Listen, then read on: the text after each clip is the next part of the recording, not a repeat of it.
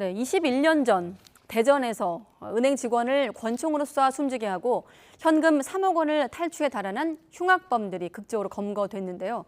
경찰이 7,553일 만에 붙잡은 피의자 이승만, 또 이정학의 신상을 공개하고 어떻게 붙잡았는지 밝혔습니다. 범행 때 피의자가 얼굴을 가린 데 쓴 마스크가 검거에 결정적인 역할을 했다고 하는데 취재 기자 연결해서 좀 더 들어보겠습니다. 자, 이문석 기자. 네, 대전입니다. 네, 21년 미제 사건. 자, 그런데 마스크에서 나온 범인의 DNA 그리고 경찰의 집요한 수사가 이번 사건을 풀어냈다고요? 네, 그렇습니다. 먼저 DNA 검출 기술 발전이 큰 역할을 했습니다. 경찰은 범인이 얼굴을 가릴 때 쓴 마스크를 5년 전에 국립과학수사연구원에 보냈습니다.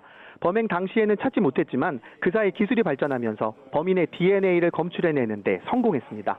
지난 2015년 충북 불법게임장 담배꽁초에서 나왔던 DNA와 일치했습니다.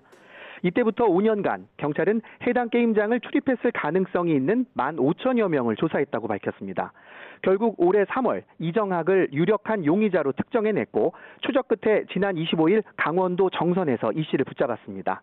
이 씨는 공범으로 대전에 사는 이승만을 지목했습니다.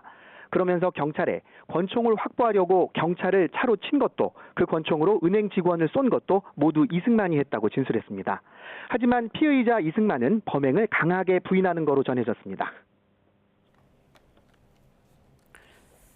네, 5년간 15,000여 명을 조사했더니 정말 끈질긴 수사라고 할 수밖에 없는데 수사 과정에서 안타까운 일도 있었다고요? 네, 21년 전 사건 발생 뒤 경찰은 사람, 차량, 통신 등을 촘촘히 들여다보며 대대적인 수사를 펼쳤습니다. 이듬해인 2002년 자신이 범인이라고 주장한 남성을 비롯해 용의자 3명을 체포했습니다. 구속영장까지 신청했었지만 이들이 경찰 고문으로 허위 자백을 했다고 주장하면서 오명만 남긴 채 수사는 원점으로 돌아갔습니다. 그 뒤로도 경찰은 포기하지 않았고 중요 미제 사건 전담팀을 꾸려 묵묵하게 수사를 이었습니다. 은행 직원까지 숨지게 했던 둔산동 은행강도 사건 뒤로 대전과 충남에서 현금 수송차 등을 노린 유사 범행이 잇따랐는데요. 경찰은 이번에 검거된 피의자들이 아직 범인을 잡지 못한 다른 범행에도 연관됐는지 조사하고 있습니다. 지금까지 대전에서 YTN 이문석입니다.